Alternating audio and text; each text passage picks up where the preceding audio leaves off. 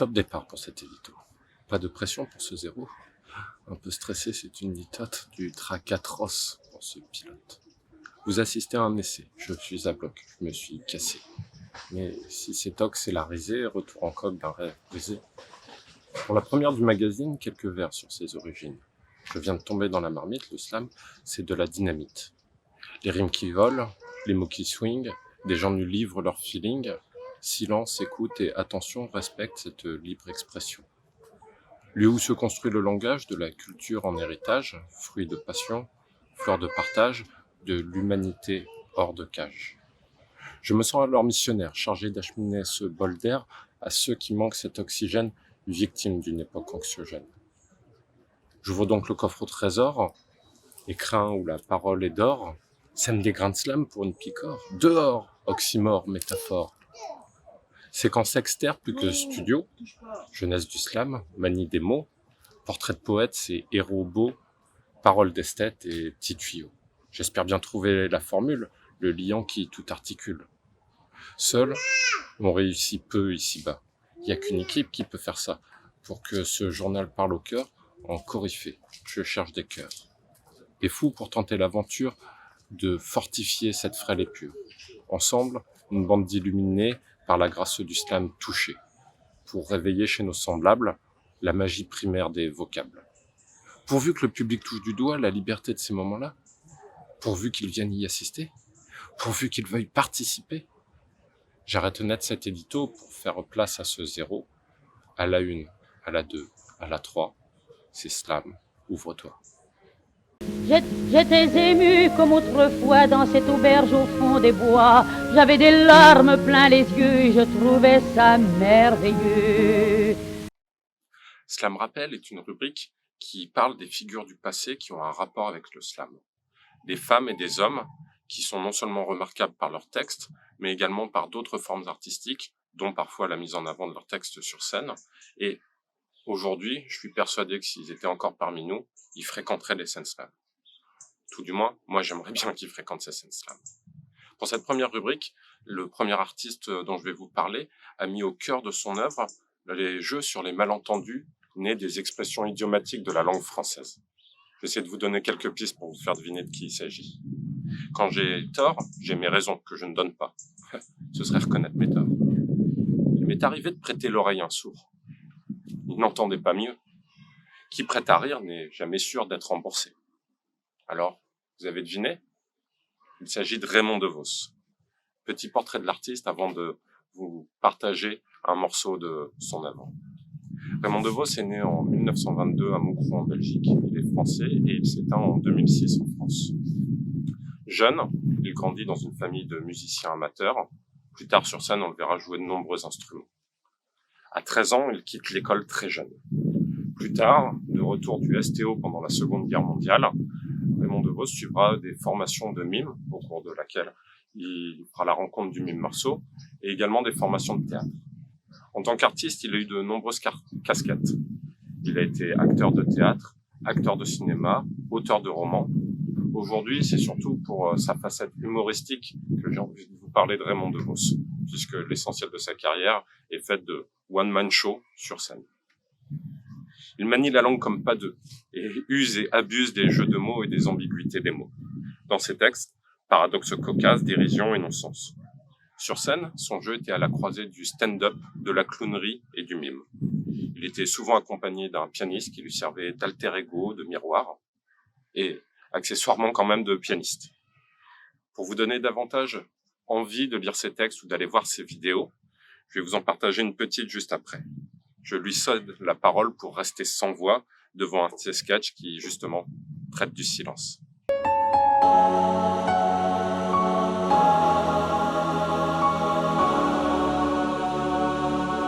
Pour le slam de cœur du jour, je laisse la parole à Ilias et sa bourgade.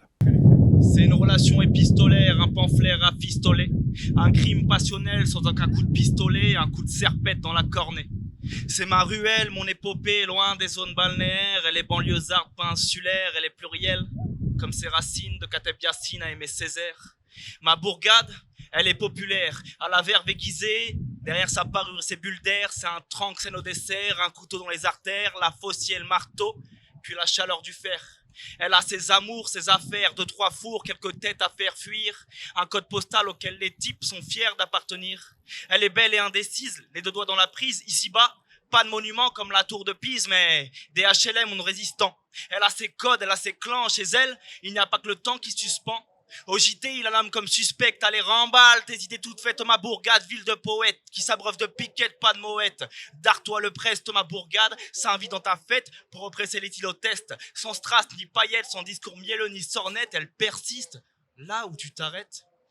Ma bourgade, elle vit pas sur la même planète, elle a 60 000 portraits, elle fait briller les mirettes sans le pétrole des Émirats, elle a ses bobos en vélo qui votent socialo, ses anards qui crachent sur le patronat, les SO. Ma bourgade, étiquetée coco, pourtant bureaucrate, là où il faut être le pote du maire pour avoir un appart.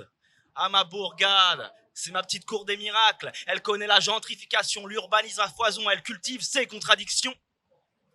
Elle se dit en marche, pourtant quand elle négocie ses contrats avec Bouygues ou Lafarge, je t'avoue, elle n'a plus rien de marginal.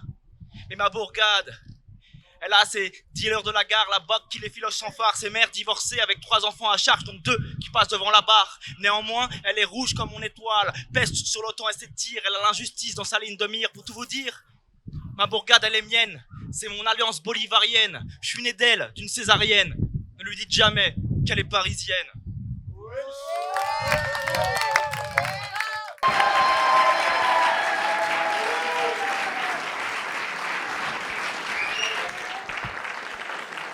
Bah, je voulais savoir comment t'étais arrivé là sur cette scène. Franchement, complètement en passant là, je vous ai entendu dire des choses dans un micro et je suis descendu voir et je trouvais qu'il y avait une scène circulaire. Et t'es resté. Et je suis resté, ouais, jusqu'au bout en plus. Alors pourquoi t'es resté? Parce que j'aime bien ça. Enfin, j'aime bien le slam, la scène. T'en avais déjà fréquenté? J'en fais un peu en fait surtout. Et non, alors j'en avais pas fréquenté comme ça à l'extérieur, ou pas depuis longtemps, parce que j'avais fait des bars de slam un peu il y a quelques années maintenant, et je savais pas que ça se faisait encore, j'avoue. J'ai pas du tout... Ok. Enfin, j'étais pas du tout au courant, ouais. J'avais pas du tout vu passer l'info. Nous, l'info, ça a été... Voilà. Tous les bars ferment l'été, les bars habituels où on fait des slams, donc on s'est pris en main nous-mêmes, et puis... C'est une super chouette idée, je trouve, vraiment. De faire ça en tout cas à l'extérieur et tout. En plus ça attire du monde, enfin voilà, on entend là à travers le parc et tout, donc voilà, ouais, ça attire quoi, c'est bien. Ok.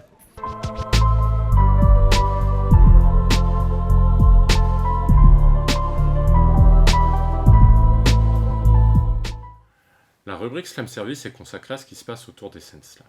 Des partages d'expériences, la mise en avant de nouvelles pratiques, bref, de l'infoservice comme on dit. Je vous fais plus l'article de la carte des scènes slam qui en est un aspect. Aujourd'hui, je vais parler de captation. Je suis pas encore pro, mais j'ai déroulé assez de pellicules pour avoir appris quelques trucs. La captation d'un slam, c'est un défi impossible. Faire vivre l'émotion d'un instant de scène sans être présent. Ne cherchez pas, c'est impossible. Mais on peut essayer de s'en approcher pour se faire des souvenirs et donner l'envie d'aller vivre ces moments. Il faut d'abord définir ce que vous visez. Un petit réel sur réseau social pour partager ce que vous vivez sur l'instant, ou une vidéo pour esquisser une trace, voire effleurer la postérité. Je ne vous parle pas ici de tourner un clip, mais bien de prise d'image sur scène. Justement, l'image. Le plus simple, c'est le téléphone ou un appareil photo moderne qui, de fait, sert de caméra. Pour un simple instant, le cadrage à bout de bras suffit. Pour une captation plus propre, stable et longue, vous ne pourrez pas vous dispenser d'un trépied, si possible articulé, dès lors que vous avez affaire à des protagonistes qui ont la bougeotte. Petit conseil, cadrez avec le moins de marge possible, au plus près du plan que vous souhaitez. Ça allègera le temps et la complexité du traitement d'image au montage.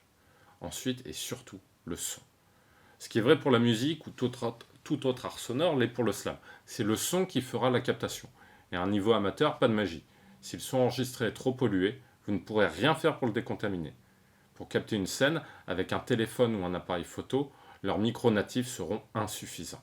S'il y a un investissement à faire, c'est dans le micro. Vous trouverez dans le descriptif de cette vidéo des liens vers des comparatifs. Moi, je vous parle de ce que je connais.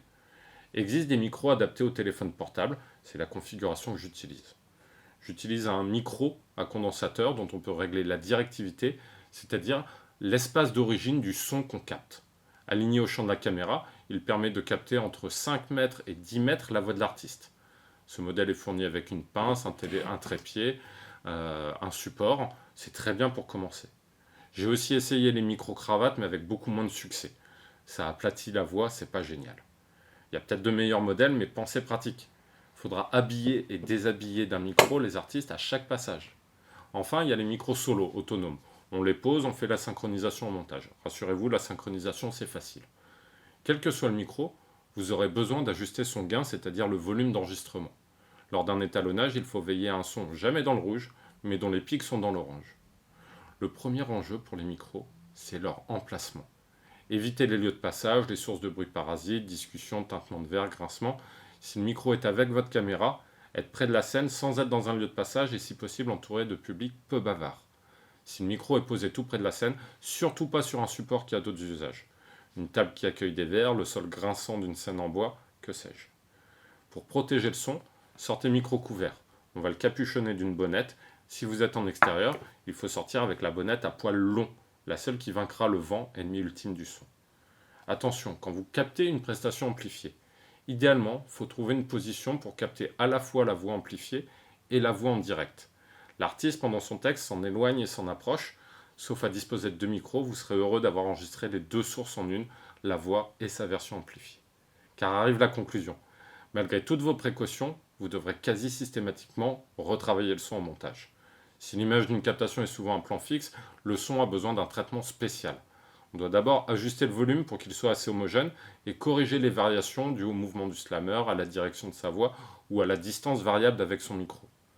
Ensuite, le lieu peut induire de la réverbération, effet de caisse de résonance, qu'on peut atténuer. On peut aussi atténuer les chuintements vocaux qui peuvent apparaître avec les consonnes sifflantes et les bruits parasites dont je parlais. Bref, pour un résultat propre, vous passerez du temps au montage. Pensez à tester le rendu en alternant son au casque et sur enceinte, pour une bande son qui transmette de l'émotion.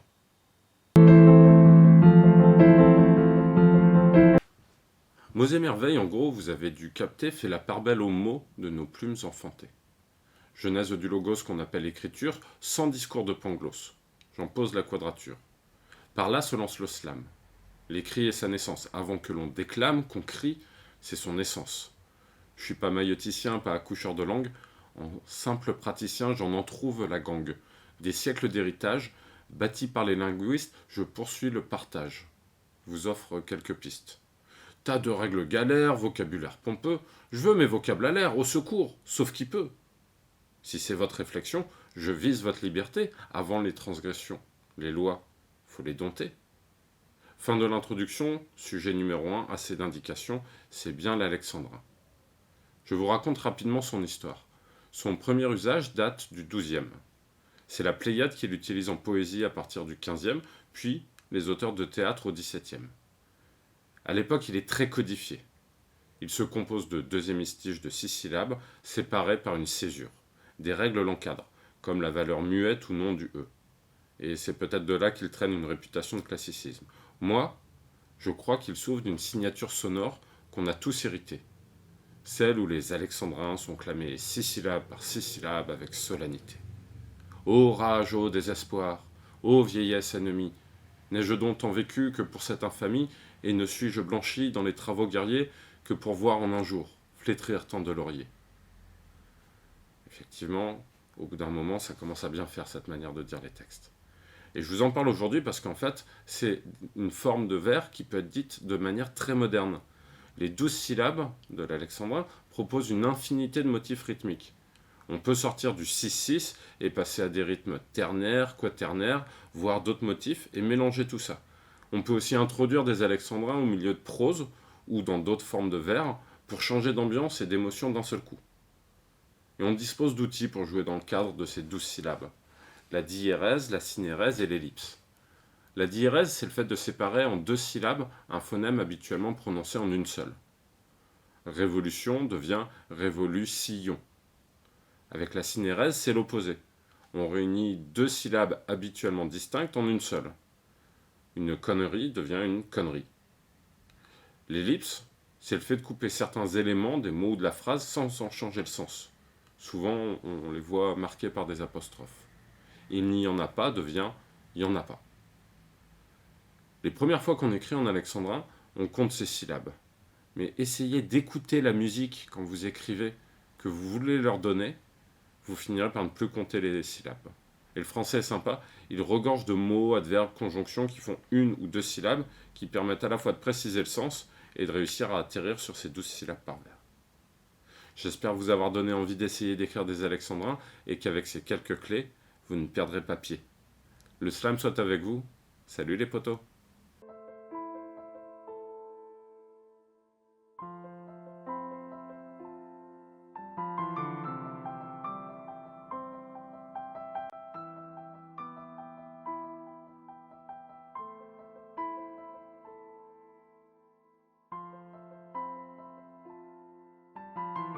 La pluie traduit les larmes qui coulent en moi et se transforme avec chance en vapeur au printemps. Mais j'aime la pluie et les averses. T'as des principes, on les inverse. Rien à retourner, on n'a même pas de veste. Les souvenirs ensemble, c'est tout ce qu'il nous reste. Et pour le reste, c'est dans le cœur, c'est dans la tête, dans l'imaginaire. Et nous commençons tout de suite avec le prix du meilleur costume attribué à l'Afghanistan qui a su le distribuer à l'ensemble des femmes du pays dès la maternelle. Non, elles vont pas à l'école.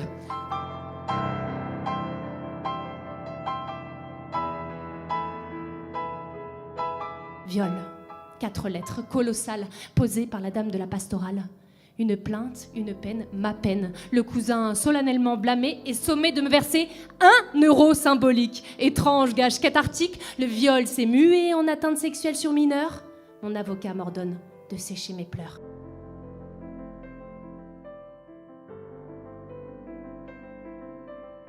La grosse pomme est une boule de vis, des macs, des plus de 12 ans, des zonards de la cam, talking to me.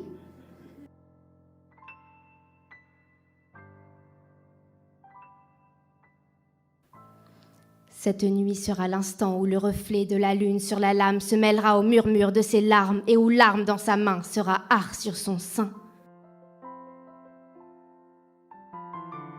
Et puis j'empoigne mes aiguilles, je perfore ce vaudou, plante des clous dans ses chevilles pour te faire tomber à genoux, et je transperce ses pupilles, barde des chardes ses 2 joues, brise ses bijoux de famille pour que tu reviennes chez nous. C'est comme la table basse qui t'agresse que quand tu es pieds nus. C'est comme ton voisin qui se découvre une nouvelle passion pour le death metal à 3h du matin. Moi, j'ai toujours galéré dans la vie, mais je m'en fous. Hein, la lumière est au bout du tunnel. Et vu que la lumière est au bout du tunnel, si j'arrivais à joindre les 2 bouts, eh ben, je tournerais en rond.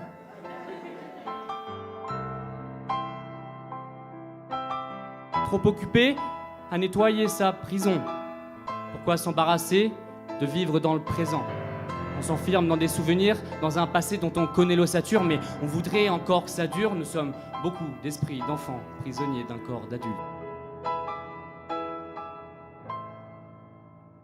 C'est à 4 pattes que l'on avance vers la vie, à 2 que l'on marche entre les feux, au 3e pied se montrera un chemin fini, on en deviendra sage ou juste des vieux.